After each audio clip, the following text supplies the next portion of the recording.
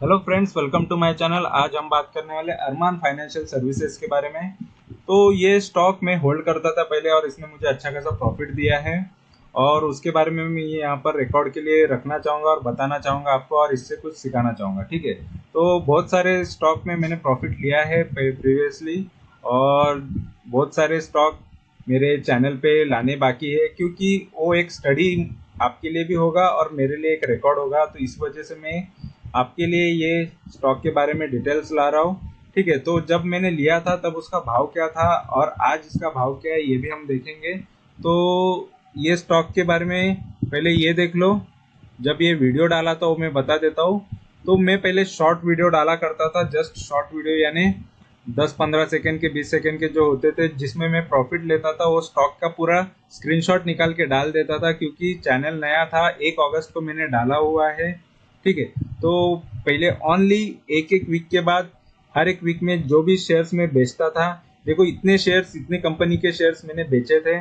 पल global industries, Sharda energy mineral, TCPL packaging, Pondy oxide और अभी अरमान फाइनेंशियल सर्विस।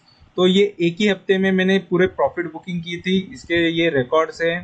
ठीक है, तो इस वजह से जितने स्टॉक में पहले लेके रखता था और उसमें फटाफट फिर जैसे ही उसमें प्रॉफिट आ जाते थे मैं बेच देता था। 20% से यानी 21% से ज़्यादा हो जाता, किसी में 40-50% भी एक ही महीने के अंदर हो जाता था।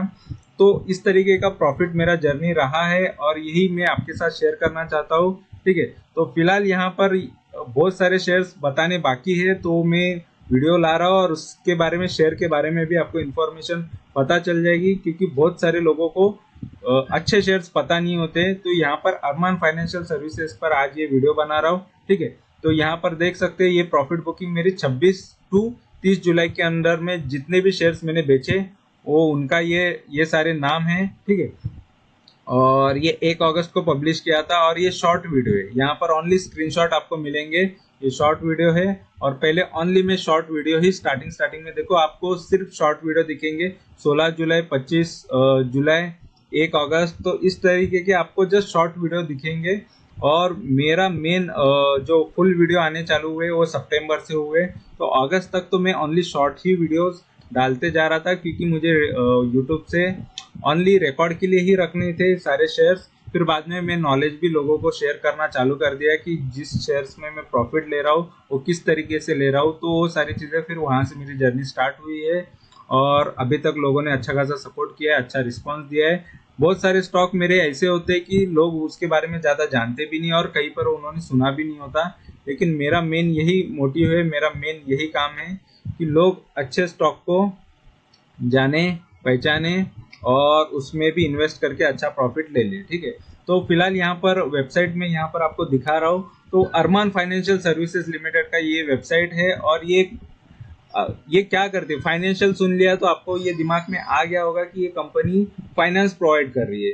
ये नॉन बैंकिंग फाइनेंस कंपनी है, यानी ये बैंक नहीं है, ये नॉन बैंकिंग है, बट फाइनेंस प्रोवाइड करती है, लोन प्रोवाइड करती है। और वो देती किसको है लोन, तो ये यहाँ पर ऑटो दिख रहा है तो ऑटो को देती रहेगी, या स्कूटी दिख रही है तो स्कूटी को भी देता है। लेकिन यहाँ पर नीचे में दिखा देता हूँ, ये दोनों को ही देता है। ये 2 व्हीलर एंड 3 व्हीलर दोनों को ये फाइनेंस करता है।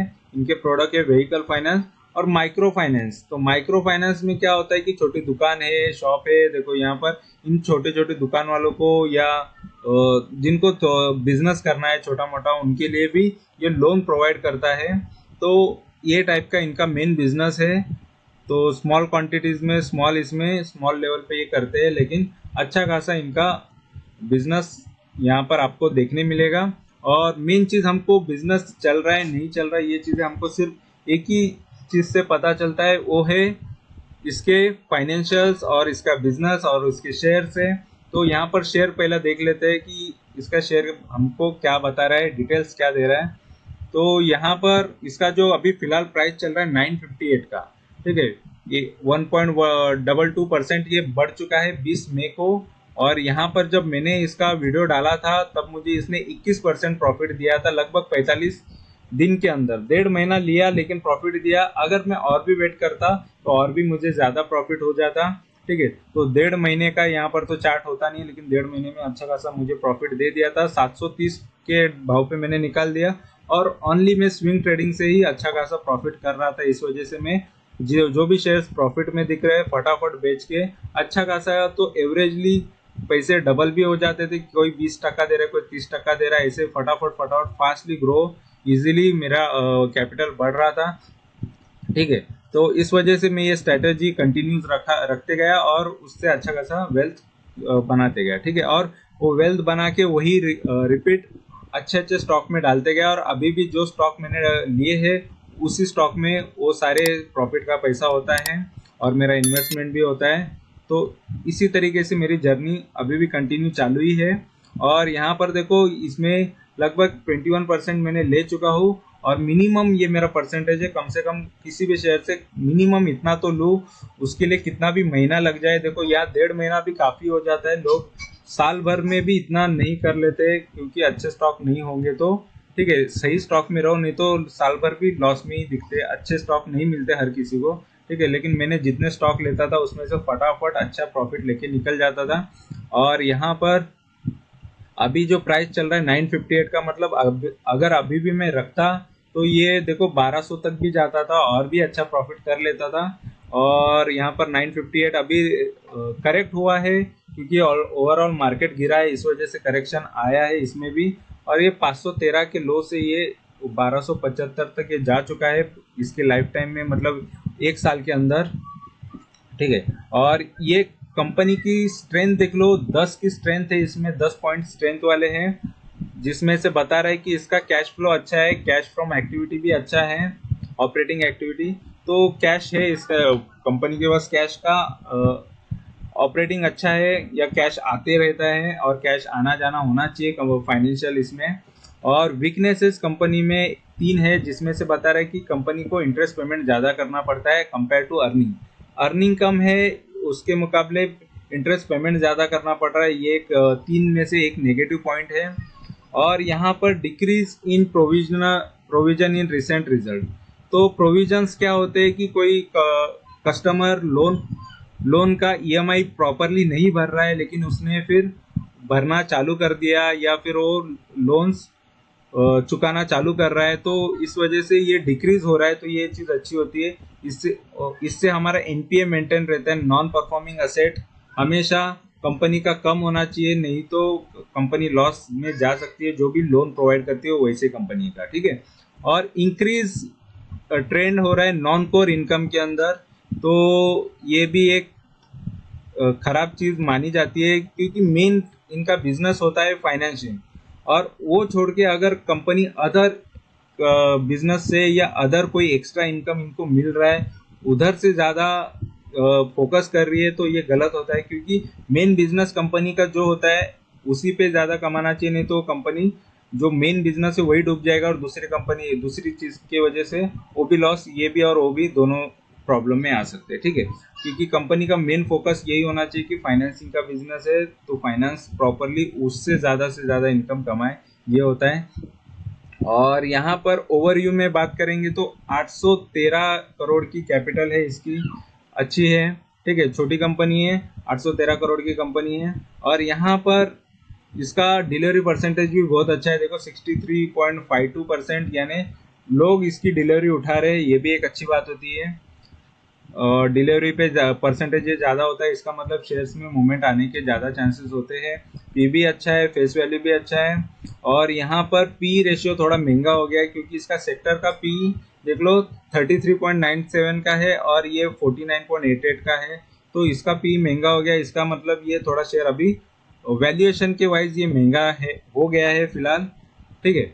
और यहाँ पर एडवांस चार्ट की बात करेंगे तो 1 साल के अंदर ये देख लो, शेयर ने अच्छा खासा परफॉर्मेंस देते हुए नजर आ रहा है। 513 से ये यहाँ पर टॉप मारा था इसने, ये 1200 का जो मारा था, ये लगभग इसने 18 अप्रैल को मारा था, वहां से फिर ये गिरना चालू हुआ, मतलब अप्रैल के बाद ही ये गिरना चालू हुआ। इसके पहले इसने अब ऊपर साइड ही मूवमेंट दिखाई, लेकिन उसमें कितने बार गिरा भी है ये भी याद रखना। मतलब देखो, मैंने यहाँ पर जुलाई अगस्त तक मैंने ये बेच दिया था, यहाँ पर मैं बता देता हूँ।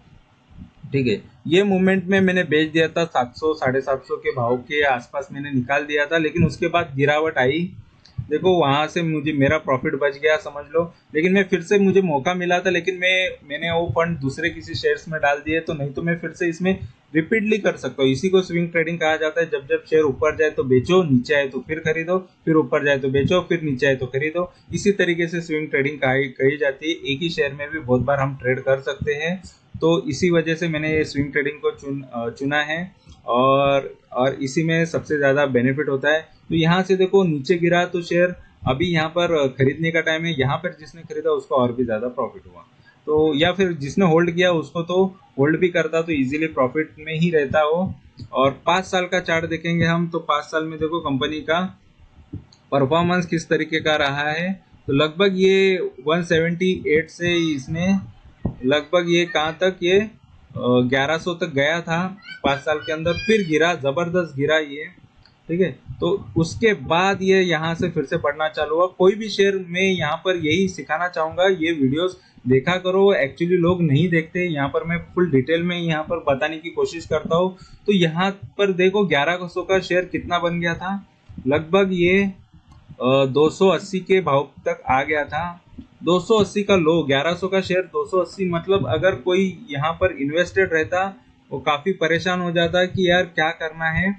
और लेकिन देखो फिर उसके बाद ये बढ़ना कंटिन्यू चालू हुआ और यहाँ पर इसका प्राइस बन गया फिर से 1275, मतलब 200 से फिर से मूवमेंट आ गया ऊपर की। तो इम्पोर्टेंट हमको यही होता है कि हमको सही टाइम पे सही शेयर में इन्वेस्ट करना चाहिए। और कोई भी शेयर में गिरावट आती है तो फिर से उछाल आ भी सकता है, ये भी पॉसिबल है। तो पेशेंस रखना चाहिए। अगर कोई यहाँ पर भी खरीदता है तो उनको पेशेंस रखना चाहिए, या यहाँ पर ऐसी गिरावट में खरीदते जाना चाहिए। आज नहीं तो कल वो शेयर फिर से प्रॉफिट दे देगा, टाइम लगेगा बट देगा जरूर। हमको सिर्फ पेशेंस रखना है। अगर हमने देखा है कि कंपनी अच्छी थी तो कंपनी में वेट कर सकते हैं, पेशेंस रख सकते हैं। और मैक्स की बात करेंगे तो मैक्स भी इसका लगभग ये 2017-18 से ही है, कंपनी ज़्यादा पुरानी नहीं है। ठीक है। तो 2016 से इसका मैक्स आ रहा है, तो 2016 से कंपनी है और लगभग ये 198 से कंपनी ने अच्छा खासा प्रॉफिट दिया था, लगभग 1100, फिर उसके बाद डाउन, फिर ये 1275 का इसका हाई है। तो ये अभी फिलहाल करेक्शन के मोड पे तो है, करेक्ट तो हुआ है, ओवरऑल मार्केट ही करेक्ट हो रहा है, तो ये भी उसके साथ साथ करेक्ट हो चुका है। और वीकनेस इसके परफॉर्मेंस की बात करेंगे तो ये एक वीक में देखो 2.5-3% गिरा हुआ है और एक महीने में ये 21% गिरा है। यहाँ पर देखो गिरावट यही बोलते करेक्शन, तो एक महीने में ये 21% गिरा हुआ है। लेकिन यहाँ पर 3 महीने की बात करेंगे तो 22% का प्रॉफिट दिया है। एक जनवरी से अभी तक की बात करें तो इसने 10% का प्रॉफिट दिया है। एक साल वालों को इसने 81% का प्रॉफिट दिया है और 3 साल वाले को इसने 160 या 161% का प्रॉफिट दिया है। इसका दिसंबर का सेल अब बता रहा है, यानी 22% बढ़ा है। ठीक है। लास्ट ईयर से ये ईयर के परफॉर्मेंस में 22% की ग्रोथ देखने मिली है, तो ये एक अच्छी बात होती है। और नीचे हम देखेंगे इसका फाइनेंशियल्स। तो फाइनेंशियल देखो, रेवेन्यू पहले देखते हैं कि इसका सेल कैसा है। तो सेल तो कंटिन्यूसली अच्छा ही है, सिर्फ 2021 में थोड़ा बहुत कम नजर आया है, लेकिन कंटिन्यूसली सेल में बढ़त देखने मिली है।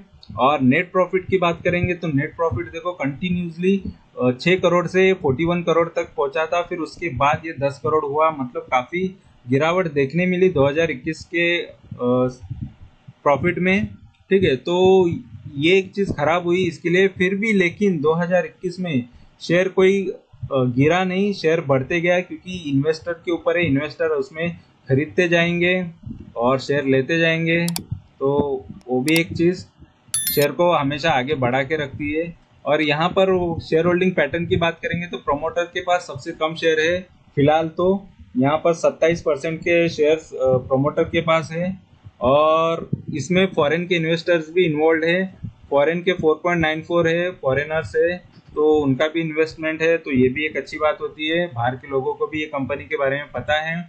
और पब्लिक ने सबसे ज़्यादा इसमें शेयर में इन्वेस्ट किया है, तो ये पब्लिक कंपनी है कम्प्लीटली।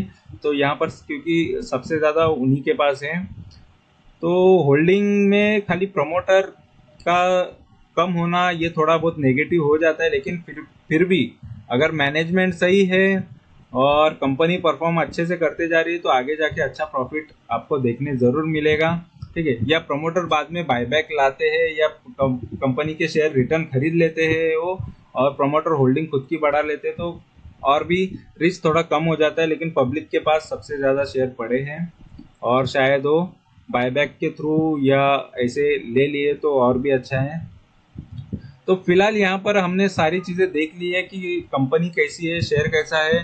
फिलहाल इसका थोड़ा सा वैल्यूएशन महंगा हो गया है, प्राइस महंगा हो गया है, ठीक है, पी महंगा हो गया है, और लेकिन ये शेयर फिलहाल कंपनी अच्छी थी इस वजह से प्रॉफिट दिया है इसने और अच्छे खासे रिटर्न्स दिए हैं। कहीं ना कहीं जाके करेक्शन तो आता ही है, और कितना करेक्ट होगा ये हम नहीं कह सकते, लेकिन ओवरऑल कंपनी अभी भी मार्केट में प्रॉफिट में ही है, 1 साल के अंदर कंप्लीट प्रॉफिट में ही है। ज़्यादा से ज़्यादा ये प्रॉफिट थोड़ा बहुत कम हो जाएगा करेक्शन आके, लेकिन आगे इसमें और भी कंपनी के फाइनेंशियल पे और भी आगे ये बढ़ते जा सकती है, क्योंकि कंपनी अभी भी प्रॉफिट में है, नेगेटिव तो है नहीं। ठीक है, तो इस तरीके की कंपनी आपके पोर्टफोलियो में भी होनी चाहिए, सभी टाइप की होनी चाहिए। माइक्रो फाइनेंस देने वाली कंपनी होनी चाहिए, टायर वाली कंपनी होनी चाहिए, ऑटो वाली होनी चाहिए, सभी टाइप की कंपनीज आपके पास भी होनी चाहिए, जिससे आपका प्रॉफिट और भी अच्छा हो जाएगा, पोर्टफोलियो और भी अच्छा हो जाएगा। तो इसी टाइप के शेयर्स में मेरे चैनल पे आपको बताते जाऊंगा, और वो शेयर्स ने मुझे भी प्रॉफिट दिया है और आपको भी फ्यूचर में प्रॉफिट देंगे, या फिर मैं जो करंटली मेरे पोर्टफोलियो के शेयर्स है उससे भी आपको अच्छा खासा बेनिफिट हो सकता है। तो वो सारे शेयर्स मेरे पोर्टफोलियो में है और मैंने मेरे चैनल पे भी बताए हुए, और ओनली मैं मेरे जो भी पोर्टफोलियो के शेयर्स है या जो मेरे शेयर्स है उसी के बारे में बात करता हूँ। दुनिया भर के शेयर तो मार्केट में बहुत पड़े हैं, सभी के बारे में बात करने का कोई फायदा नहीं होता, कोई मतलब नहीं होता, क्योंकि जो मेरे काम नहीं आ रहे, जो मैं उससे प्रॉफिट नहीं कर रहा हूँ या मुझे प्रॉफिट नहीं दे रहे, तो वो मेरे काम के भी नहीं है। इसी वजह से उस पर स्टडी करके कोई मतलब नहीं है। जो मेरा था, जिसने मुझे अच्छा प्रॉफिट दिया, उसी के बारे में बात करूंगा। और मेन चीज होती है कि मुझे ये रिकॉर्ड भी रखना है कि मेरे लाइफ में कौन से शेयर्स थे और वो टाइम पे क्या भाव था, आज वो क्या भाव है। अगर आज मैं रखता तो ये मेरे स्टडी का भी पार्ट हो जाता है और आपके लिए सीखने के लिए भी हो जाता है। अगर कोई शेयर देखो रखा रहता तो कम भी हो जाता है, लॉस में भी जाता है, या कोई नहीं रखता तो उससे बच भी जाता है। ठीक है, यानी बहुत सारी चीजें हो सकती है। यानी मतलब समझ लो कि मैंने अभी कोई शेयर, ये शेयर को ही समझ लो, अगर मैं रखता तो ये मेरे को और भी प्रॉफिट देता। अगर कोई शेयर दूसरा होता, अगर वो भाव से और नीचे जाता या 300-400 हो जाता, तो फिर मेरा डिसीजन ये हो जाता यार मैं सही टाइम पे निकल गया। तो कोई भी कंपनी का आगे फ्यूचर में जाके कुछ भी हो सकता है। जैसे अभी इसके रिजल्ट तो खराब आए, रिजल्ट्स खराब आए, लेकिन प्रॉफिट कम हुआ। प्रॉफिट कम होने के बावजूद भी कंपनी ग्रोथ दिखाती जाए गई, और दूसरी कोई कंपनी होती है तो प्रॉफिट कम हुआ इस वजह से गिरती भी, ठीक है, या शेयर भी गिर जाते हैं। तो ऐसा कुछ भी हो सकता है। ये मार्केट है, मार्केट किस तरीके से चलेगा, मार्केट किस तरीके से रिएक्ट करेगा, हम कुछ बता नहीं सकते। फिलहाल अच्छे स्टॉक अपने पोर्टफोलियो में रखा करो, भरोसा करो और फाइनेंशियल पे भरोसा करो, आप ज़रूर अच्छी वेल्थ बना लोगे। और मेन चीज़ है कि इसी तरह की इंफॉर्मेशन लेने के लिए चैनल को सब्सक्राइब करके रखो। सब्सक्राइब करने में कंजूसी मत करो, क्योंकि सब्सक्राइब करने में कोई पैसा जाता नहीं है, जस्ट आपको इन्फॉर्मेशन मिलेगी, नॉलेज मिलेगा। आप जस्ट नॉलेज लो, फिर आपकी मन के हिसाब से आपको जो सही लगे वो करो। ठीक है, तो वीडियो अच्छा लगा है तो please subscribe. Thank you very much for watching my video. Thank you, bye bye.